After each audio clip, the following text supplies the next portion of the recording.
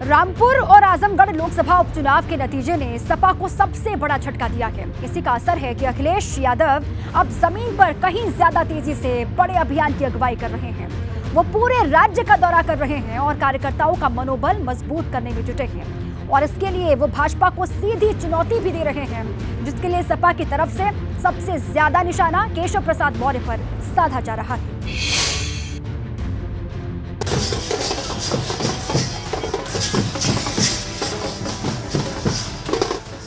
2024 के चुनाव का काउंटडाउन जैसे जैसे आगे बढ़ रहा है, मुद्दों की बिसात पर सियासी शहमात का खेल भी उसी तरह तेज होता जा रहा है। पूर्वांचल में गंगा के मैदान से लेकर पश्चिमी यूपी के जाट लैंड तक इस बार ओबीसी वोट बैंक को लेकर बड़ी जंग होने वाली है। बीजेपी की इस बार सबसे पैनी नजर पश्चिमी उत्तर प्रदेश पर है। यहाँ समाजवादी पार्टी राष्ट्रीय लोकदल गठबंधन से उसे मजबूत चुनौती मिल रही है। साल 2019 में बीएसपी भी मजबूत स्थिति में रही है। ऐसे में पार्टी ने हर सीट के लिए अलग से रणनीति बनाई है। रामपुर लोकसभा उपचुनाव में मिली जीत से पार्टी के हौसले बुलंद है।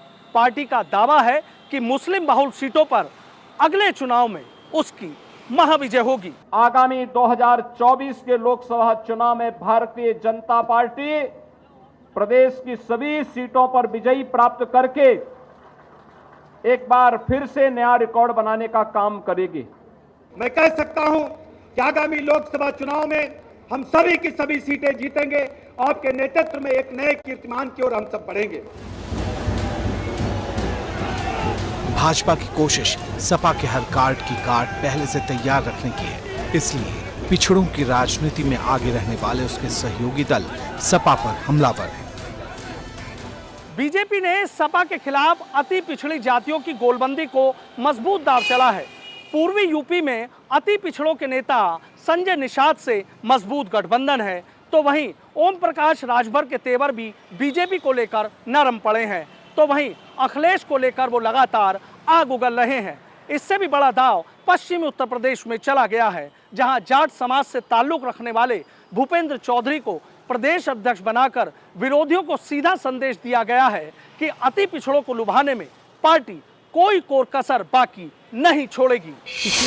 पिछले कई चुनाव में ऐसा हुआ है, योगी जी के आने के बाद वोट का ध्रुवीकरण दो संप्रदायों के बीच में हो गया, हिंदू संप्रदाय और या कह दीजिए मुस्लिम संप्रदाय।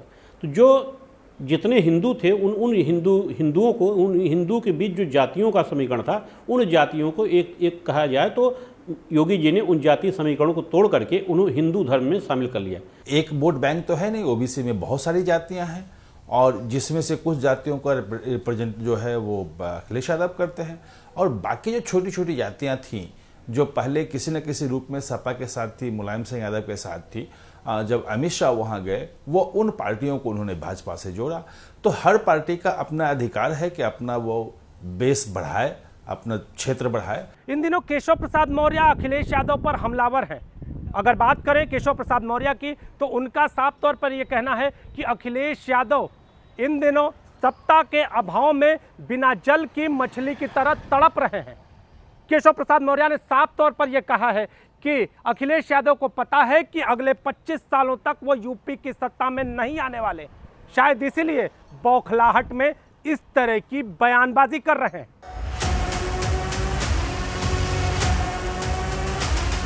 समाजवादी पार्टी के राष्ट्रीय अध्यक्ष अखिलेश यादव भारतीय जनता पार्टी के सहयोगी दल निषाद पार्टी को लेकर लगातार हमलावर हैं। उन्होंने ट्वीट करके निषाद पार्टी को लाउड स्पीकर करार दिया है और यहां तक कह दिया है कि इस लाउड स्पीकर का माइक कहीं और है। चर्चाओं का बाजार गर्म है, लेकिन सवाल यह है कि क्या बीजेपी के घेरेबंदी से समाजवादी पार्टी दबाव में है या फिर ये कोई बड़ी रणनीति का हिस्सा है जिससे भाजपा के सहयोगी दलों को कटघरे में खड़ा किया जा सके। ये बांटने की राजनीति करने वाले लोग कि ये जाति के नाम पर हमको ये मिल जाए वो मिल जाए, उसके बाद संप्रदाय हमको बांटने के नाम पर मिल जाए, तो ये बंटवारा नहीं होता है कि जो राम मंदिर के जब यदि राम भक्त जाए तो उनको गोली चलाकर उनकी हत्या कर दो ताकि हमें मुसलमान वोट मिल जाए। चर्चा के केंद्र बिंदु में इस बार ओम प्रकाश राजभर भी हैं, जो आने वाले भविष्य में भारतीय जनता पार्टी से हाथ मिलाएंगे या नहीं, इस पर अटकलों का बाजार गर्म है।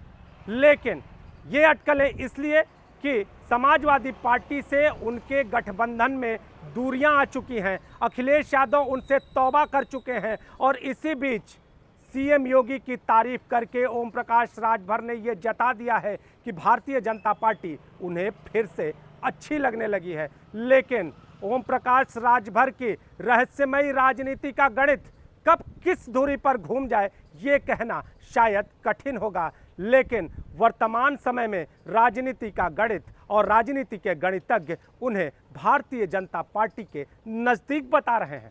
देखिए, अखिलेश के पास कुछ बचा नहीं है किसी भी दाव को खेलने के लिए, तो उनको सहारा बीजेपी का, वो भी केशव प्रसाद मौर्य जी का है। ये अखिलेश यादव जी एक प्रकार से देखा जाए तो सामाजिक, शैक्षणिक और सैद्धांतिक तौर पर उनके पास किसी भी एजेंडे पर कार्य करने के लिए कोई विचार ही नहीं बचा है। इसलिए वो विपक्ष पर या सत्ता पक्ष पर हमेशा वार करते हैं और एक योजना बना के रखे रहते हैं, डिवाइड एंड रूल, फूट डालो और काम करो। पिछड़ों की राजनीति को लेकर अखिलेश यादव के सामने एक बड़ा धर्म संकट होगा। अगर विपक्षी मोर्चे की ओर से पिछड़ों के अगर बात करें तो पिछड़ों की राजनीति को लेकर खास तौर पे नीतीश कुमार के नाम पर हामी भरने की बात अगर सामने आती है तो अखिलेश यादव को इस धर्म संकट का सामना करना पड़ेगा। और सामना इसलिए करना पड़ेगा कि प्रधानमंत्री नरेंद्र मोदी उत्तर प्रदेश के वाराणसी से सांसद है, लिहाजा पिछड़ों की, ओबीसी की अगर बात करें तो भाजपा का सबसे बड़ा चेहरा नरेंद्र मोदी के तौर पर सामने है। वहीं अगर अखिलेश यादव इस पूरे मसले पर अगर विपक्ष जो कि एकजुट है उस पर हामी भरते हैं तो पिछड़ों की ओर से खुद द्वारा की जाने वाली राजनीति पर सवाल खड़े होंगे।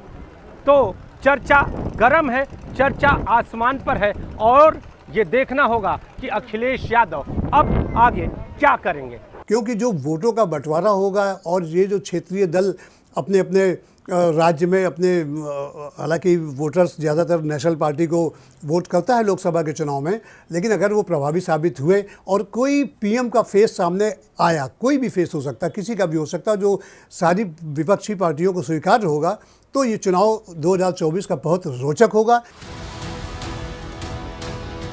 राजनीति का कोई तय दस्तूर नहीं होता, कब किससे किस तरह लड़ना है ये सही समय पर ही तय किया जाता है। इसलिए ओबीसी कार्ड को लेकर अखिलेश की अगली रणनीति पर भी सबकी निगाहें टिकी है।